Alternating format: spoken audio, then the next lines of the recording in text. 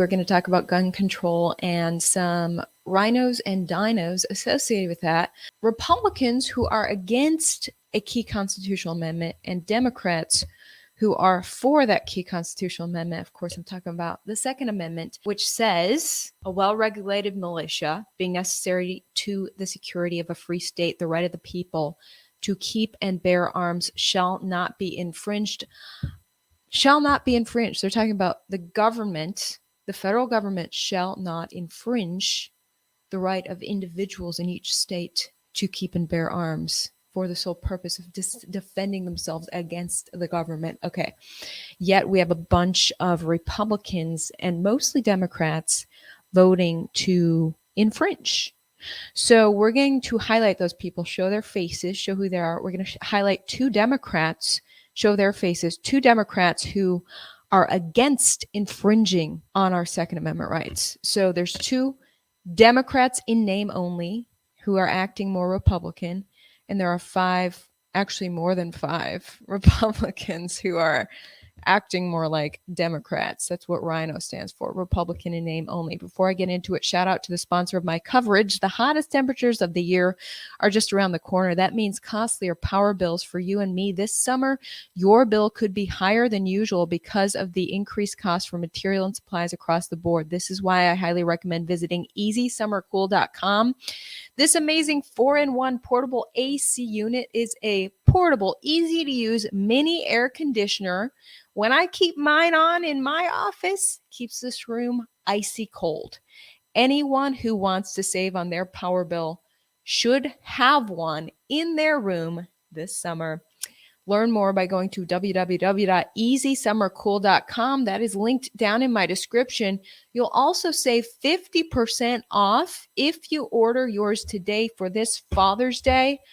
I bet your dad would really like it. With that being said, Newsweek highlighting the fact that 5 Republican members of the House of Representatives last night voted in favor of a package of measures designed to tackle gun violence in the U.S. in the wake of deadly mass shootings. They said the Protecting Our Kids Act passed the House by a vote of 223 to 204, with 2 Democrats joining most Republicans in opposition of the final package, which will now be sent to the Senate. Okay, let me highlight these Republicans, you guys. Congressman Brian Fitzpatrick, he is a Republican in name only, a rhino from Pennsylvania. He voted to infringe on our gun rights against the Second Amendment of the Constitution, which says our gun rights shall not be infringed. So he is directly voting against the Constitution. Just keep your eye on that guy. And if you voted for him, this is what you get, a guy who's trying to abolish part of the Constitution. Then we have Anthony Gonzalez from Ohio, a Republican in name only. He's voting to infringe on our right to keep and bear arms. This third rhino I want to highlight, being shouted out by a lot of the media. Buffalo area GOP congressman won't run again after losing party support for backing gun control measures. Republican Representative Chris Jacobs of New York announced Friday he will not seek re-election after he lost the support of conservatives following comments that he would back a ban on AR-15s and raising the age of gun ownership to 21.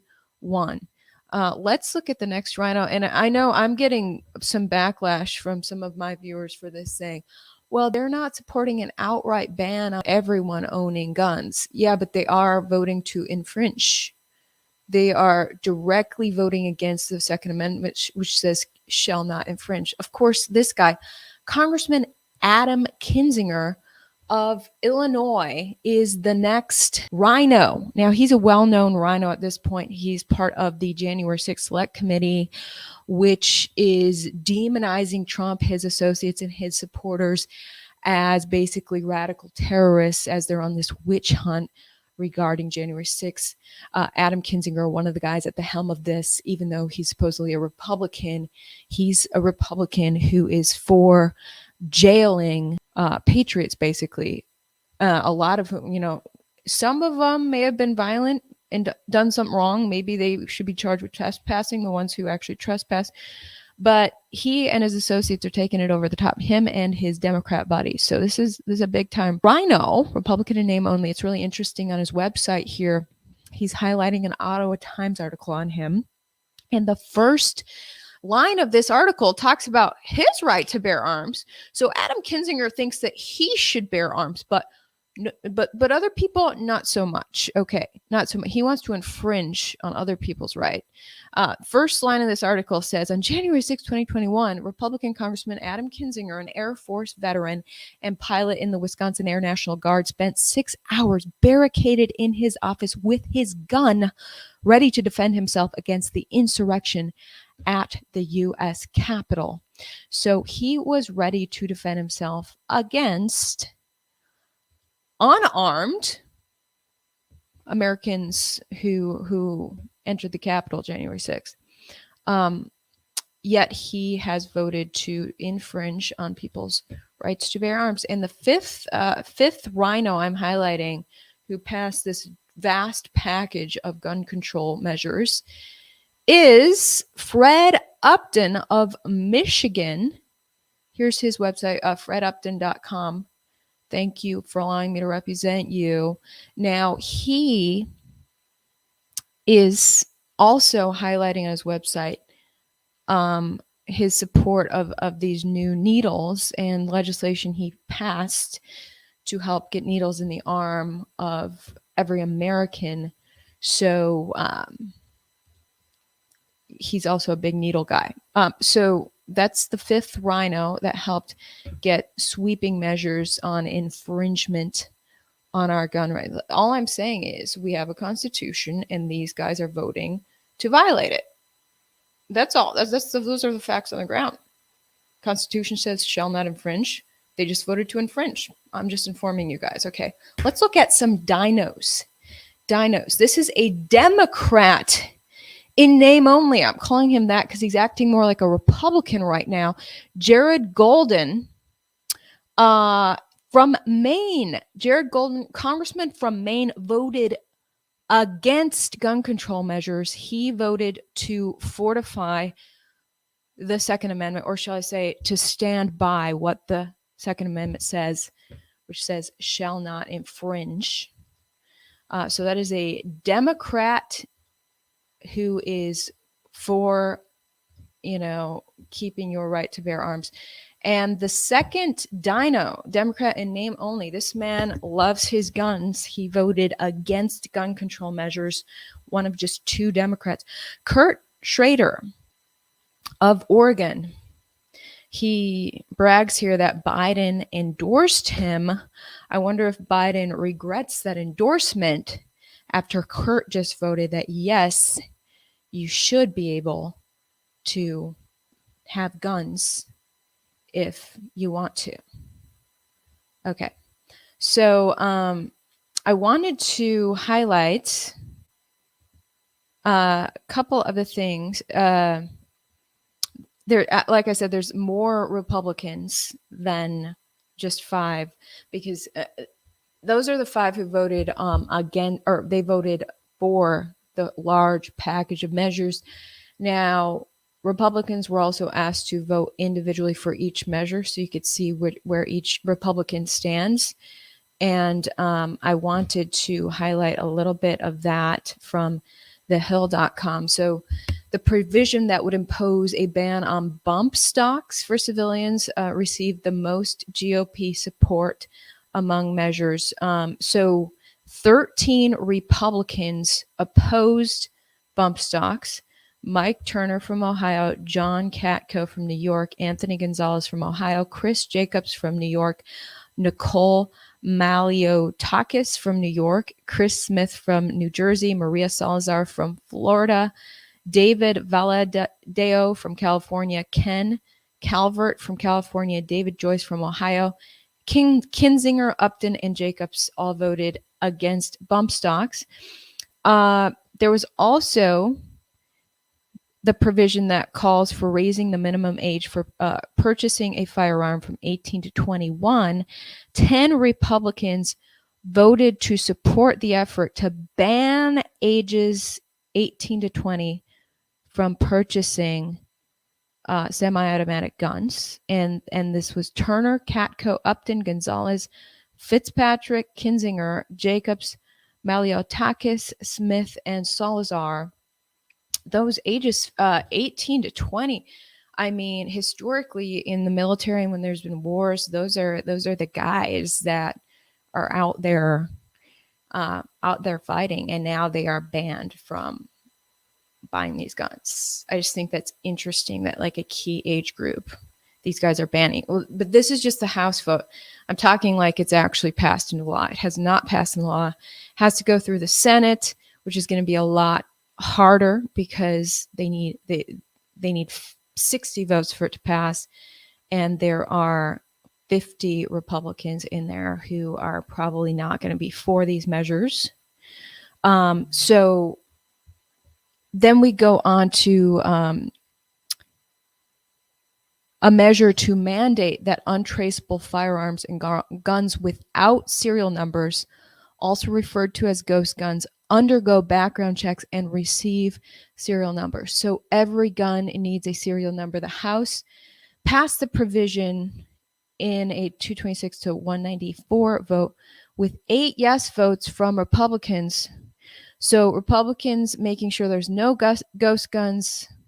Every gun has a serial number. Republicans voting for that were Fitzpatrick, Kinzinger, Jacobs, Katko, Maliotakis, Upton, Gonzalez, and Smith. That reminds me, last week I highlighted a Holocaust survivor speaking out against gun control, and she said that's one thing that Hitler and the Nazis did, was make sure every gun was trackable, had a serial number. Once every single gun was traceable, then later on they imposed an outright ban on guns and said, hey, we have your serial number, we know who has which gun, where the guns are, and therefore we're going to get you if you don't turn your gun in. So she's just warning, this Holocaust survivor is just warning against all this stuff, saying, serial numbers sound nice and everything for tracing crime, but it can be used maliciously by the government to prevent you from defending yourself against an oppressive government regime, if God forbid that ever happened. Okay, so then the next measure on a provision creating new federal crime offenses for gun trafficking and straw purchases of firearms, which is when people who are not able to clear a background check purchase firearms through proxy. 7 Republicans voted for that. So they voted for preventing your friend from buying a gun for you if you're not supposed to have a gun. Those Republicans were Fitzpatrick, Kinzinger, Maliotakis, Gonzalez, Jacobs, Salazar, and Katko. So there you go. 4 Republicans also voted for a provision that calls for prohibiting civilian use of ammunition magazines that have more than 15 rounds. Kinzinger, Jacobs, Upton, and Fitzpatrick voted for limiting civilians to only 15 rounds in their ammo, making it a lot easier for the government to have an advantage on you if you're trying to defend yourself against an oppressive government regime, which is what the founding fathers were trying to do in designing the Second Amendment, or in writing that Second Amendment. So there you go. Fox News is actually reporting that support for assault weapons ban has hit an all-time low after the Uvalde shooting. So new polling shows that support for an assault weapons ban in the United States has hit an all-time low despite calls from Democrats to implement a ban following a deadly mass shooting in Uvalde.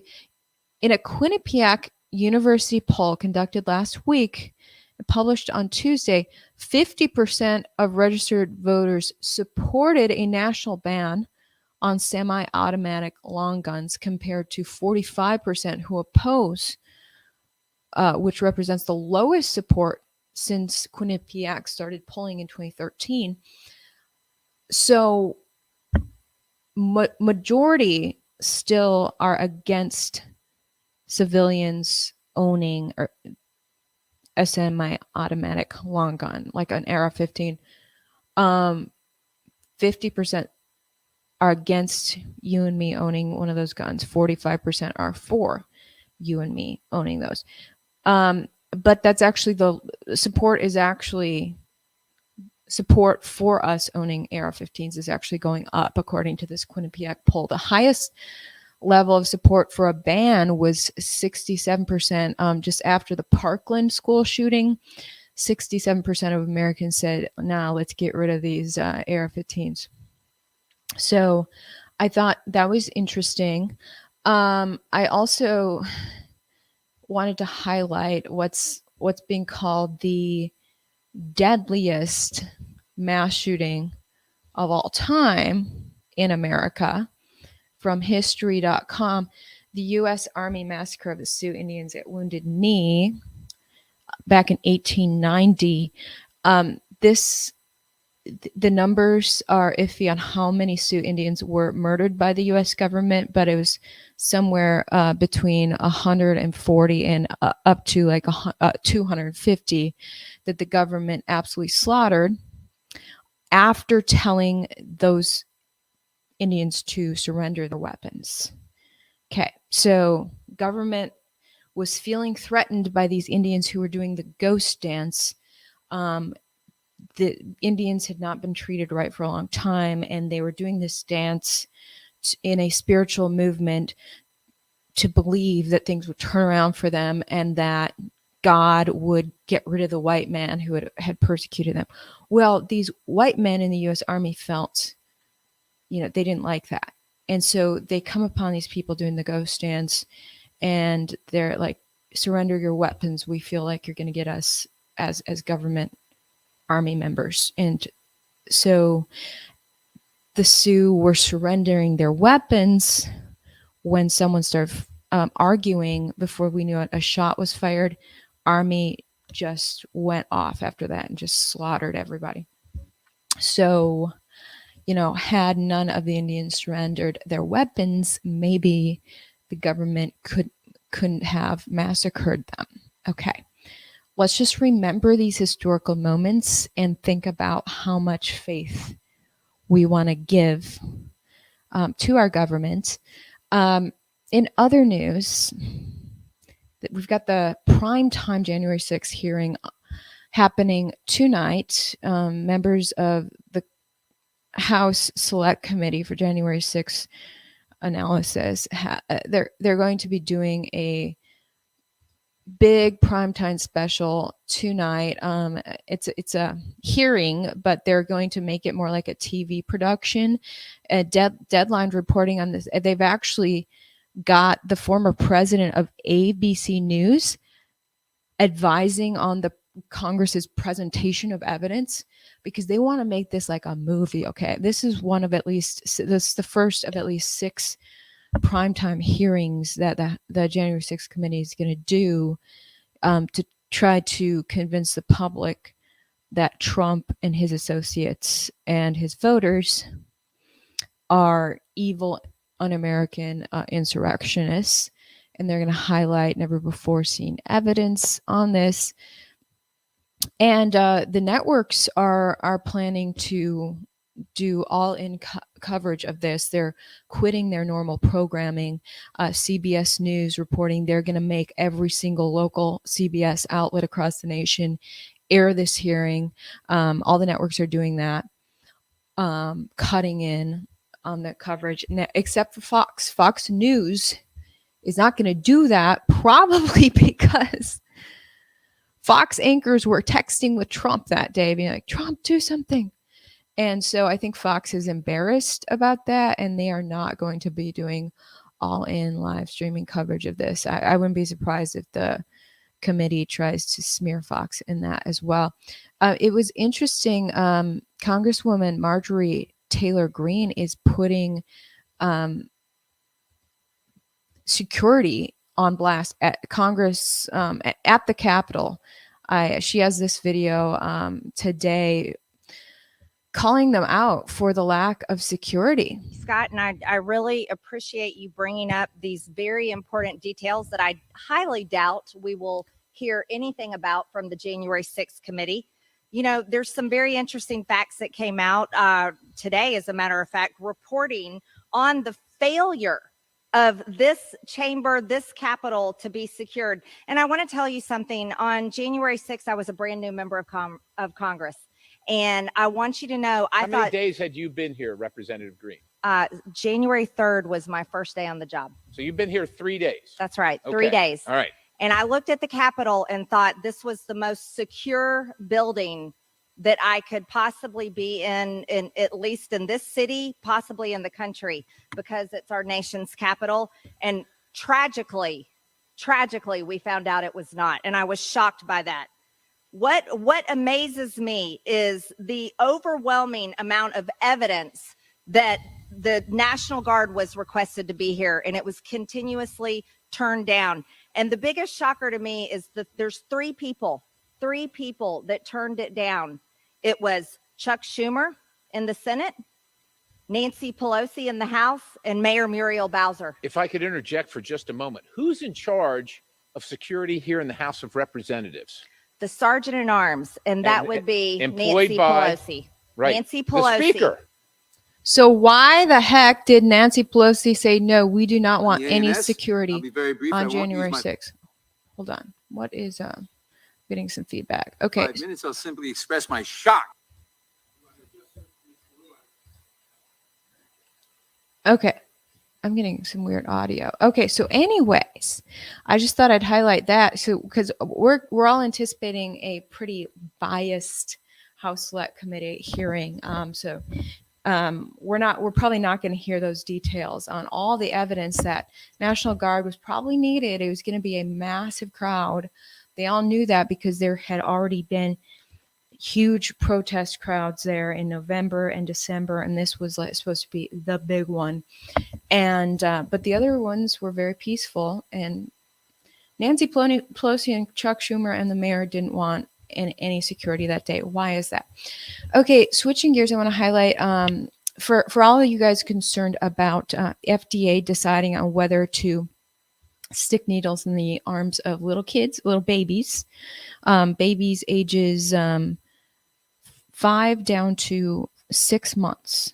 So kids as young as 6 months will be eligible for the new mRNA once the FDA gives the A-OK. The FDA is meeting to consider whether to do that on June 14th and 15th, according to the FDA's website.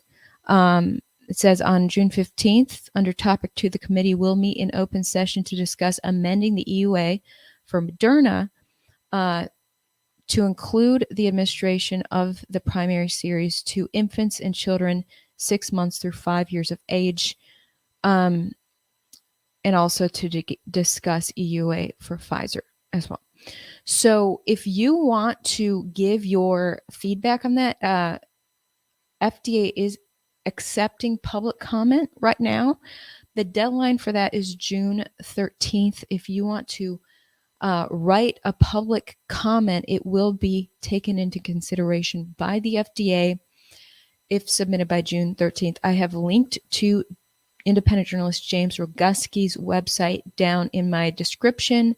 He's been tracking this very carefully, and he has like a letter template and everything, making it super easy for you to write into the FDA with your feedback on how you feel about getting this mRNA in the arms of babies.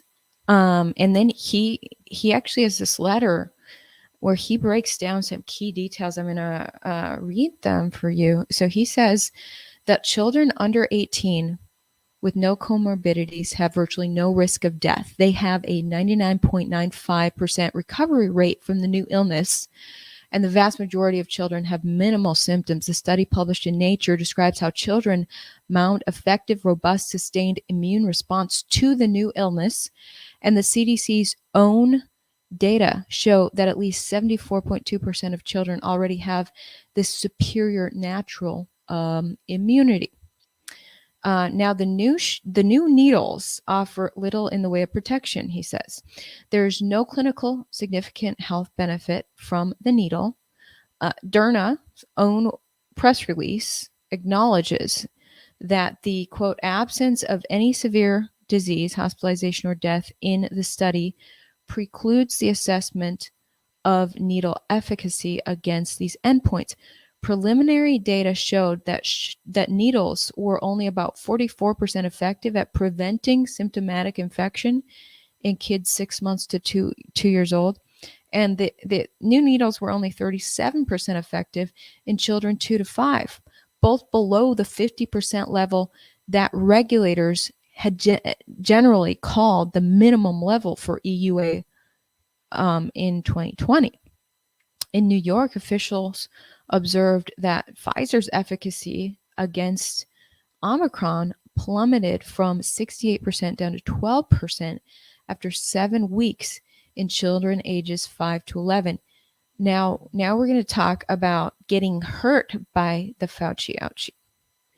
Okay, that's something that kids are, that's happening. Okay, kids are getting hurt by the Fauci ouchie.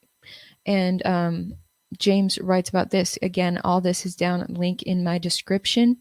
And if you want to submit this information to FDA, he's making that very easy. So he says that the kids who got the needle face a substantial risk of heart issues. Derna's EUA application, originally filed in June of 2021, has already been held up because of a clear safety signal for heart issues, which has already prompted a number of European countries to prohibit its use in young people. Additionally, the VAERS reporting system already has over 48,500 reports of getting hurt by the needle as a child, including 112 deaths as of May 20th, 2022. 112 kids died after getting the needle, and a growing number of reports of, clotting issues and other health issues that YouTube doesn't want me to talk about. So just click my link down below if you want to see everything that he's laid out there.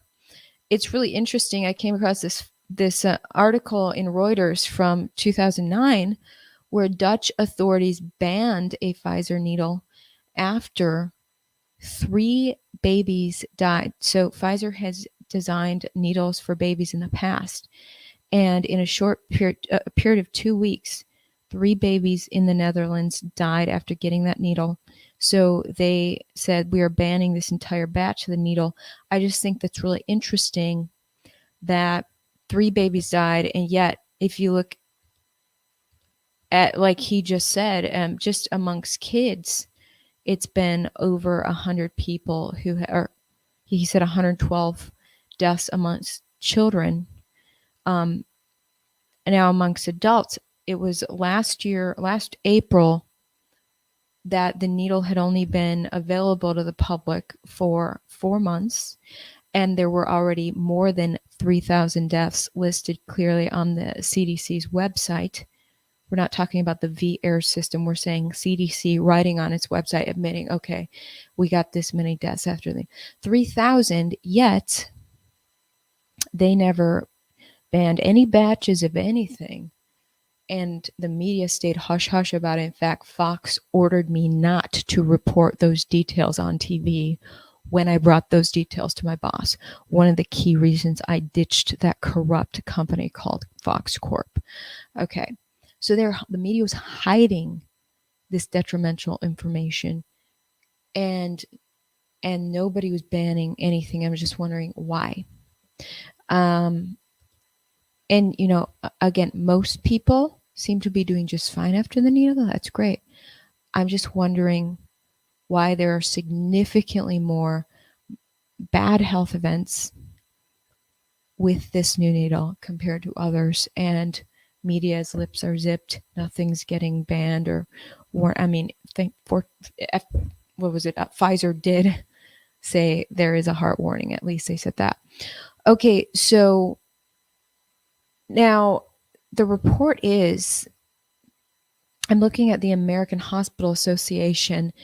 They're talking about once we've got the green light to stick this needle in the arms of little kids. The American Hospital Association says the declaration authorizes pharmacists, pharmacy interns, pharmacy technicians nationwide to order and or administer the needle. I just think that's interesting that pharmacy interns are able to do this. And if you look at tutorials on how to properly administer the needle to the arm in this new technology, it's a lot of confusing steps actually, and a lot of room for error. So I'm wondering how many people, of the people who did die and things, was it error by a pharmacy intern, or what's going on? The media is not probing into those things. I wanted to shout out. Okay, I want to shout out the president of a Spanish pharma company who just got busted for being on the list of over 2,200 people with fake needle papers. Okay, I'm sure you guys heard about people having fake cards that said they got the needle. Well, the president of a pharmaceutical company was one of those people with a fake needle card. Can you believe it? Breitbart is reporting this. Of course, the mainstream media is not. I probably shouldn't have even named this alternative outlet on YouTube because they hate this outlet reporting inconvenient facts. But get this, they said the president of the Spanish pharmaceutical company, PharmaMar, is one of over 2,200 people listed by Spanish police as having purchased fake needle documents. Jose Maria Fernandez Sosa Faro is his name. He's the founder and president of PharmaMar, and one of over 2,200 people identified as having paid a criminal network to fake their needle status following a Spanish police operation known as Operation Jenner. The 76-year-old was shown in the needle registry as having taken at least 3 doses of the needle, investigators stated. Police say several other high-profile names are on the list, including Australian tennis star player Alex de Minaur, I don't know how to say that, and Spanish musician Omar Montes. Police say that the network was able to change needle status in the Spanish National Needle Registry and charged clients cash for the service, according to the newspaper El Mundo. According to police, the network facilitated the fake needle paper. It was in the operation from around September of last year through January of this year. Operation Jenner also led to this dismantling of a broader network that operated across the European Union. Forgers are said to have charged different amounts of cash for their service depending on how many doses the person wished to be marked as having received. A total of 15 people, including a nurse and a nursing assistant, were arrested earlier this year in connection with the operation. A lot of the nurses who are really against the needle, they're saying that they're against it because they're actually seeing the bad health effects that a lot of the patients are having. So that is why some nurses are saying, heck no, but the nurses are the ones who are being made the most to get it because they work in healthcare. Fascinating. I know there's that's definitely happening in the US as well.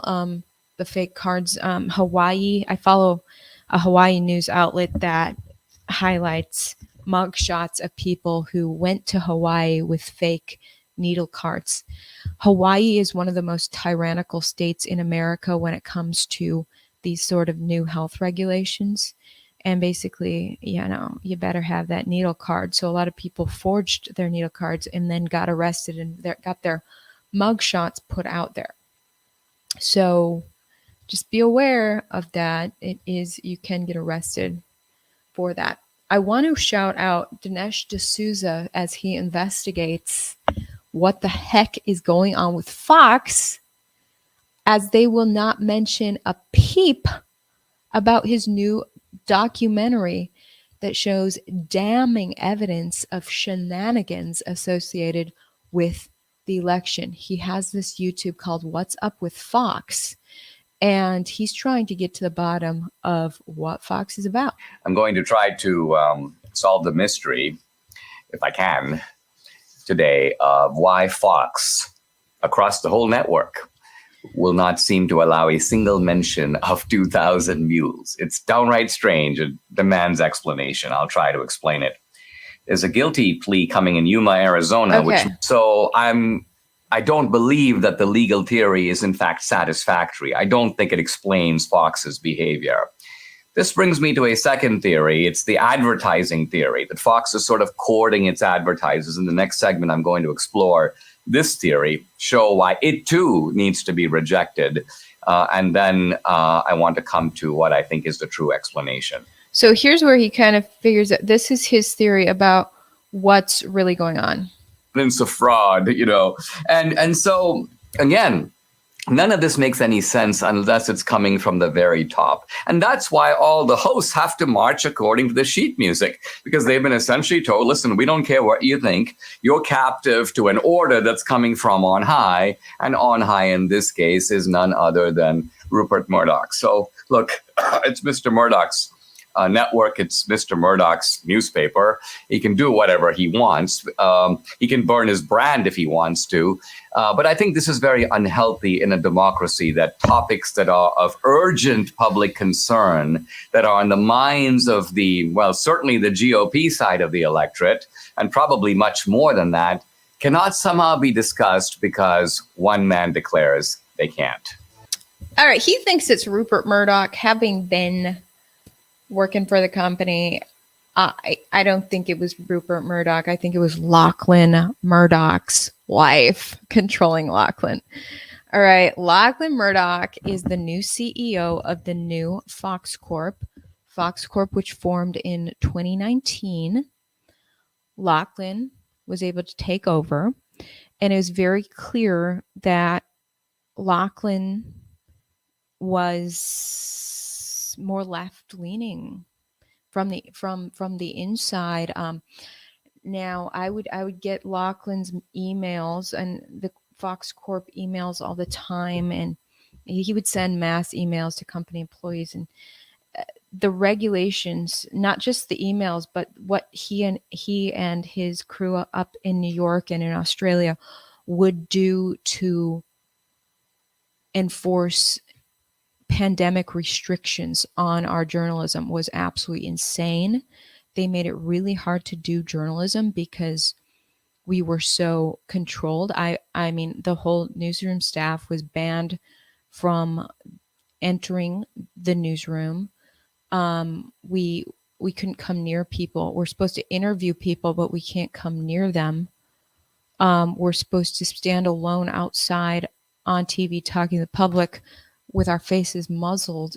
Viewers had a hard time hearing what we're even saying because they can't see us, and our masks are blocking our audio, and countless other restrictions. They had the same green. Lachlan Murdoch implemented the same green pass that China has for its people. We had a green pass at Fox. So crazy measures in regards to intense measures for the pandemic that inhibited a lot of our work as journalists, and other outlets didn't have that. I had friends from ABC saying, what's going on at Fox? I thought you guys were the chill outlet. We don't even have these restrictions. So Lachlan was different. And then, of course, for Pride Month, we're getting these emails to make sure that we know all the pronouns, including pronouns like Z, there, and these are Lachlan Murdoch corporate, Fox Corp emails. It was clear, Rupert was not in the picture. Okay, Rupert's like 90 at this point. So Dinesh is calling out Rupert. Rupert's the original founder of the original Fox brand. Now that Rupert's like near death and Lachlan's taking over, it's just a different story there. And the Murdoch family is, and their wives, they're getting sick of the leftist attacks on them. They have leftist buddies in New York and Australia, and they just want some peace. So can we all just get in line with the leftist narrative? It'll be a lot more peaceful. I think that's what's going on. And I do think that they are afraid of lawsuits. They're really sick. I think that the owners have given orders to the top bosses in New York to avoid lawsuits at all costs. We're sick of them. And if you keep accusing people of fraud, then there's probably going to be another lawsuit. Dinesh's documentary mentions the fact that there were NGOs, nonprofits, that were up to shenanigans. The last thing Fox wants is for those nonprofits to all attack them with lawsuits. So that's how I feel about the whole situation. I'm glad that Dinesh is calling out Fox. Fox, who's always loved Dinesh, all of a sudden Fox is alienating Dinesh. What the heck happened? Dinesh just uncovered something Fox didn't want uncovered. Creepy AF. And Fox is actually muzzling its talent all the way up to Tucker, you guys. Fox giving their talent orders. Do not mention Dinesh's documentary. Super creepy.